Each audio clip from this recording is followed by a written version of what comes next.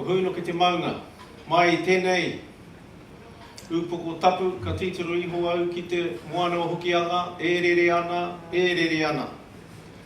E rere tetahi o nā ringa ringa, I te taho toko marae o Aotea.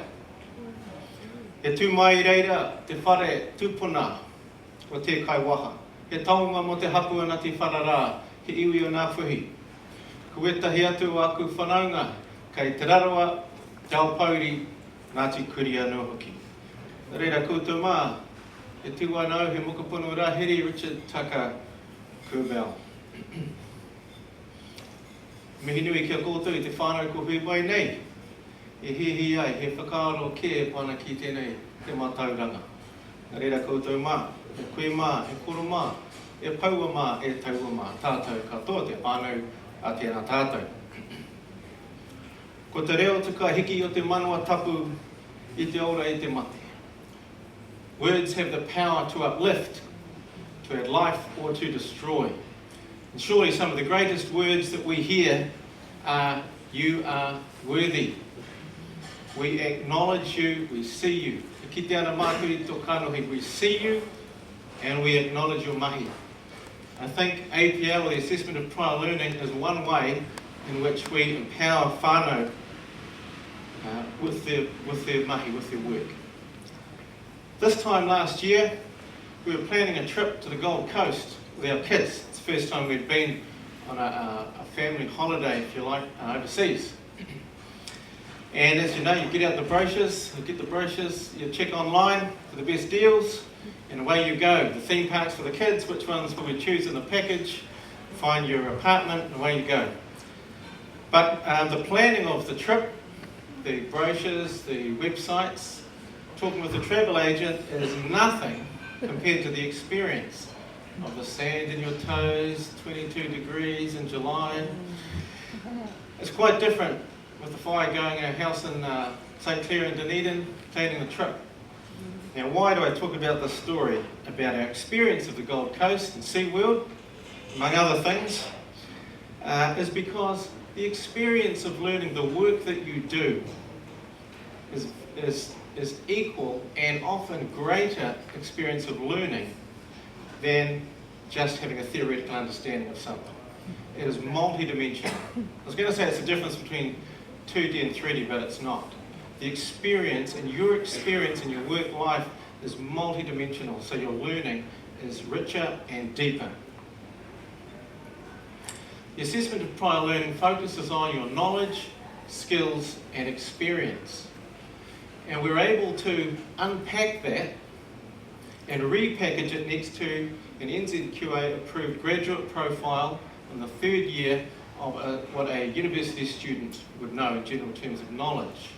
So we don't just assess for part of a degree or part of a qualification, we can assess for a whole qualification, a whole degree. And that's very powerful. And as the statement said at the top, it's transformative, and I believe it has the potential to be a fulcrum to transform whānau and communities.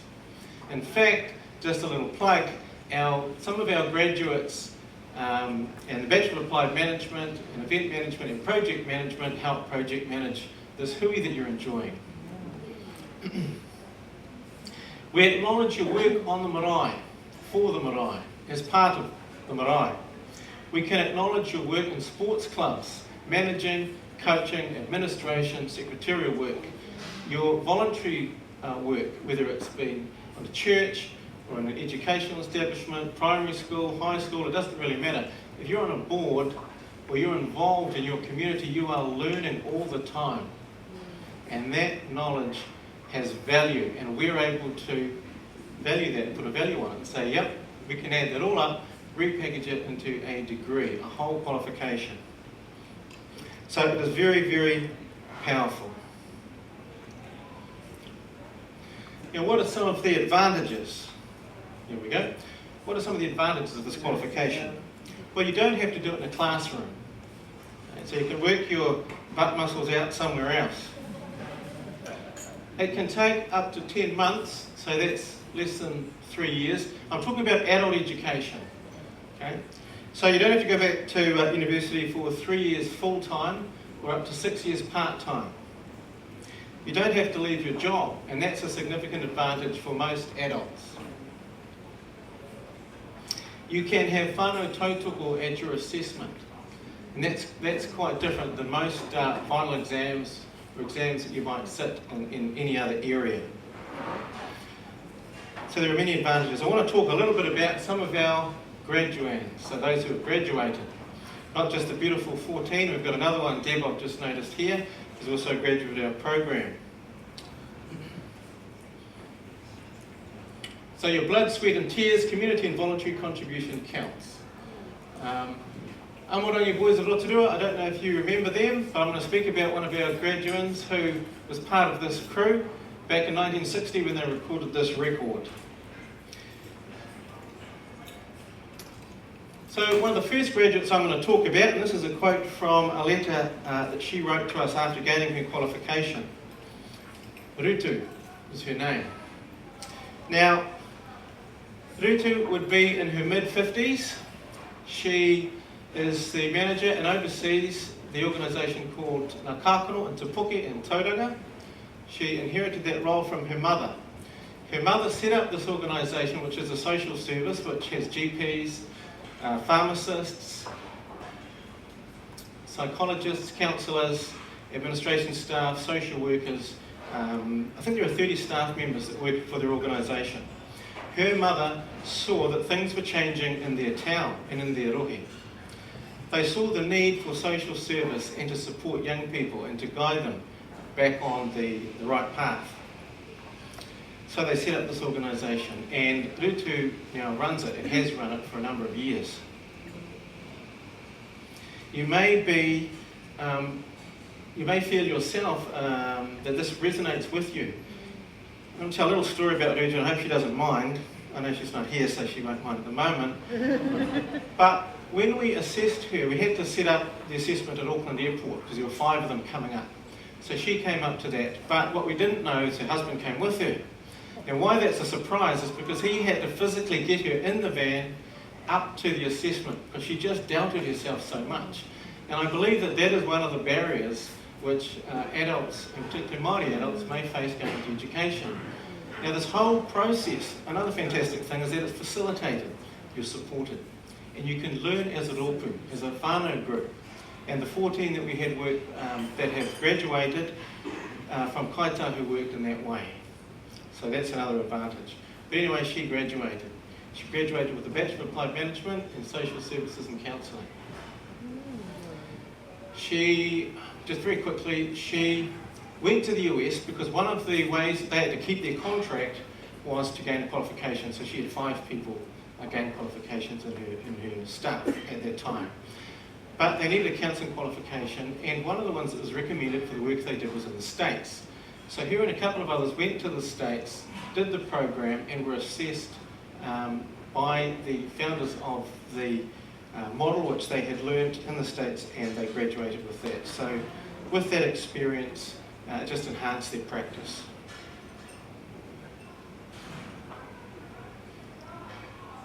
Okay, does anyone recognise this photo? Unless you're part of the group, you might not.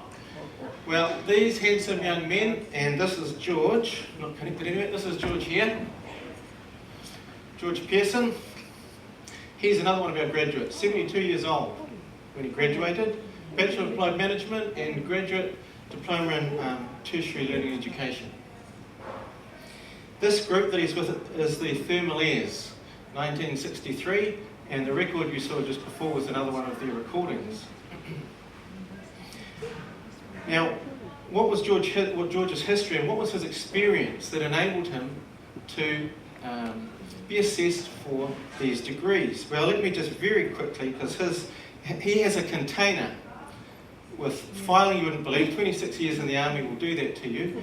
Amazing filing in this container of all his experiences and just about every document he has from his life. But George started off in a nursery for 3 years. He left school early. One of the reasons was he went to primary school in a native school where there might have, I don't think there were any Pākehā, he said, at that school at that time. When they got moved on to high school, there was 1 or 2 Māori in the class only. And so that isolation, that sense of not belonging and how the teaching was at the time, he preferred, rather than complete homework and lessons and learn there, was to save his energy and go straight to kapahaka as soon as he could. So that's where he had the focus. One of the youth group leaders there was responsible for a nursery that sent exotic trees around the whole country. So he became responsible for running this nursery. That was his first job. Second one, he joined the army. He travelled to Malaysia and Borneo. When I say travel, it sounds like a holiday. It was the Malaysian conflict. It took 3 years in an operational setting, and from there to Vietnam. He was in charge of a mortar section. So he had staff and responsibility in a very challenging situation. He was then transferred after that to Gisborne, and he was in charge of the territorial force. He was also responsible in Waiuru after that, an appointment after that as he rose through the ranks in terms of instructor. So he's gaining all this learning. He was sent to England on behalf of the New Zealand government to review the Army cadet scheme at the time. So he spent time doing that, as well as a posting to Germany to oversee I think he called it a mechanised infantry program, which I think was running around in tanks and things like that. And he finished up for 26 years as an officer in Invercargill. His next appointment, he's still going, this guy, iwi transition. So he was one of the first roles when the government shifted money back to iwi to be responsible for, and he was part of the iwi transition. He was the South Island manager. He set up his own company not long after that called Te Waitawa Enterprises. And this came about with the need to provide education that was relevant for young Māori at the time. He then moved to SIT, where he wrote programs. He was given the instruction, find 500 students for Te Arataki Manu Kōrero course that he would run. So he took it upon himself to find 500 students for them. So this was George. So it was a lot of pleasure to assess George and then have him graduate this March just gone. That was George, and that's George there. Okay. This is the table of contents for another one of our learners, Jan. Jan, you probably wouldn't notice her from anyone else in the street. She's just like you, she's just like me. A hard-working mum. I'm not a hard-working mum. I like to think I'm a hard-working dad. She's a hard-working mum, and this was her table of contents for her presentation.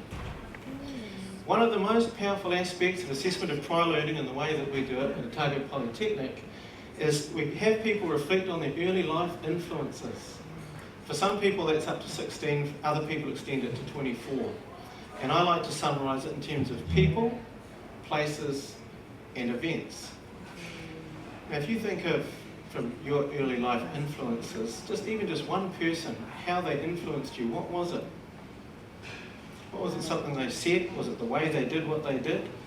We all have at least one. What about an event? Or places that are important? We all have these. And what makes this so powerful as part of a degree that you'll almost not get anywhere else is reflecting on your life experience, because these values, when you assess people, and I've been assessing for 5 years, I've been working on this mahi for 2.5 years, what happens is at the beginning they talk about the early life influences, and then at the very end, when they present a summary, if you like, of how they practice and how they do what they do, and what informs their practice, are almost exactly the same values, beliefs and reviews formed at the start. It's quite a powerful exercise, the assessment. Career and voluntary roles. I also used George's records, or his group's records, because we didn't even cover that aspect of his life. But all of that counts, because you are learning skills and you are learning knowledge with just about everything you do. We just don't get the chance to reflect on it and to repackage it, which is how we help, into a meaningful way that corresponds with what a third-year university student would understand.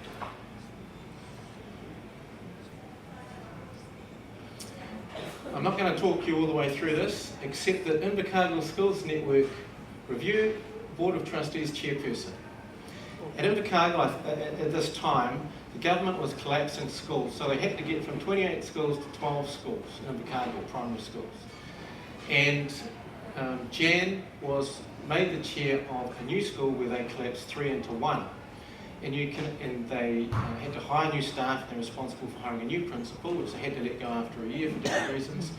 You can imagine the community politics, the conflict resolution, the communication that would have to happen, the strategic thinking and strategic planning, hiring of staff, dealing with the community. When I say dealing, I mean, this is really tough. For people who've been involved in a school being closed, it's really tough on a community, and I know Christchurch knows a lot about that. So she was responsible for that. So I've just very quickly given you some of the aspects I've touched with just the title of some of the learning that she gained through that experience. I'd be surprised if you could find a third-year graduate who could go into a community and successfully do that. But that's a bit naughty. I shouldn't say that, because it's not about this versus that. This is for adult education. Okay, so the difference is that we don't come with an empty kete that we're going to fill. You already come with so much. Often our graduates are overflowing, like George's container, if you like, that we didn't even begin to scratch the surface of. Okay, so my last little reflection is going to be about Lou. Lou was one of the first people I assessed. Lou, mid-30s, he began this, I think, when he was in his early 30s. Some of you from Whangarei may be familiar with Lou and the Pulse. He began the Pulse in his own early life. When he talked about it, it was a struggle.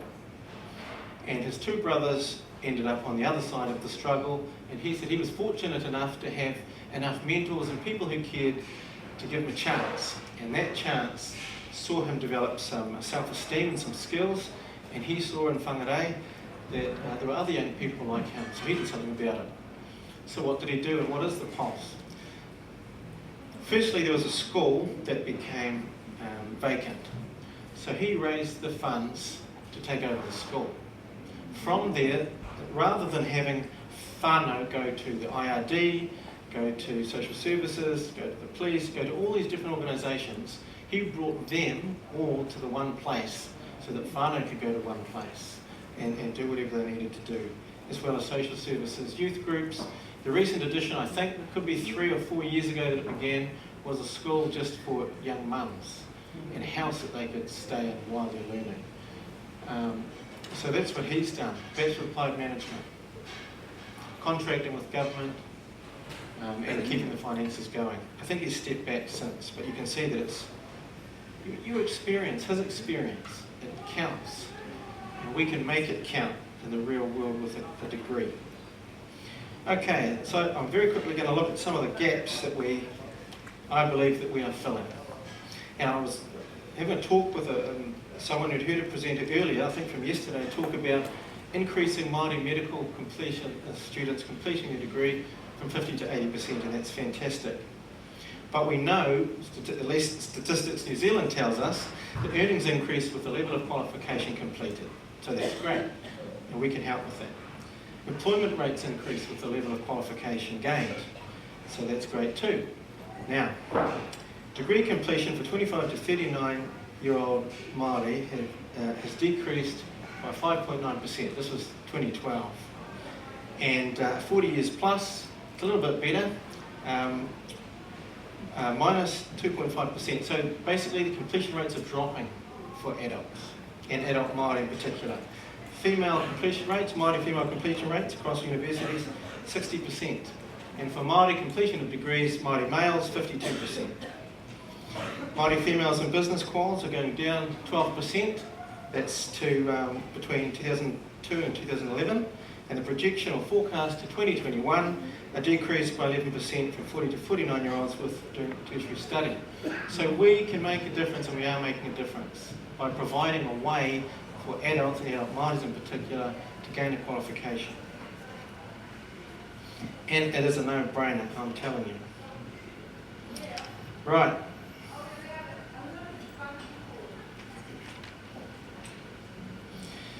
We had a hui recently with our kaitahu graduates, or some of them, and other interested parties up at the nice new building that I thought I was coming to a casino, but I was disappointed when I got in there. And one of the things that I took from that hui was that the potential is now. Now are our golden years, if you like. These are the good times. They weren't the good old days back then. These are them now. We're living now. And the conversation went as far as saying, you know, because someone made the comment, oh, this is great for our young people. But this is not for our young people. They've got their whole life ahead of them. This is for us now, Pākeke, and our kaumātua, 72. This is for us now to gain a qualification, to show our, so I support the work of the wānanga absolutely, to show our moko and our children that education has value.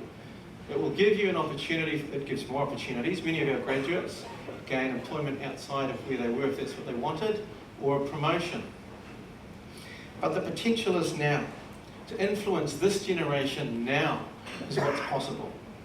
Not in, you know, we'll leave it up to them, you know, when they come through. When our children graduate, we'll wait till then. They'll change the world for us. That doesn't have to happen. We can do it now, and we can show them that it has value, and we will have had that experience. We can do it now. We acknowledged our graduates who created this hui with degrees, which they deserved. Okay. I'm going to read a letter from one of our, from Rutu, who I spoke about a little bit earlier. And you may or may not share some of the sentiments, but I think some of you will. Tēnā koe e te rangatira. 30th of October 2013. Once again, e ho mā, thank you for your support to our Ngā Kākano Rōpū. I sincerely hope that our presentations have provided the evidence to demonstrate to your faculty the need to continue to support this kaupapa.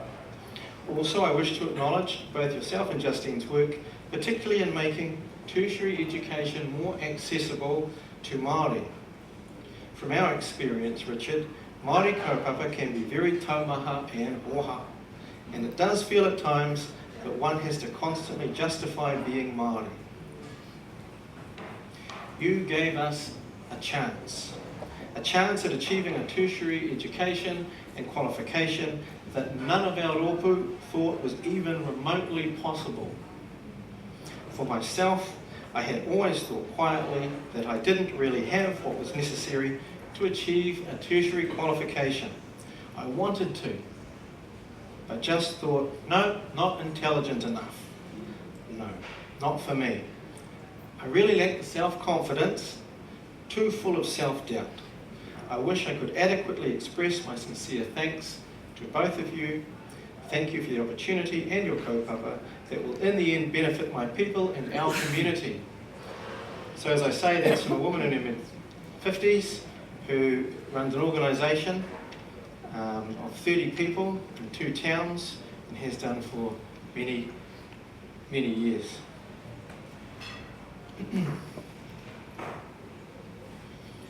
Assessment of prior learning has been around in New Zealand for approximately 20 years. Would that be right, Phil? Our CES, yeah, approximately 20 years. And Phil, CE of Tahi Polytechnic, was one of the people responsible for instigating this process. It's real, it's happening now. We have a new cohort of approximately 14 people of Kaitahi descent about to begin. Don't wait. Find out a little bit more about it. It's a process that everyone can complete. It's facilitated to ensure your success. We ask that you have at least 5 years experience. Most of the people who come to do our qualifications have about 9 years. But like one of our other graduates from Ngā Kākano in Te Puke, a 40 years in social services. Our 60-year-old, another kaumātua up there. And what he didn't know, you couldn't tell him. Now, we allow 20 minutes for early life influences, give or take, just as a guide. Well, he spent the first hour relating to us as whakapapa and how he sat in the land. Now that's powerful. That is powerful for all sorts of reasons. What he didn't know wasn't worth knowing. I've tried to give you some examples of some of our graduates. Each one of you, if you don't have a degree, is a potential graduate. Less than 10 months, you could be crossing the stage and be captain. Say you deserve to. Kia ora mai tātou.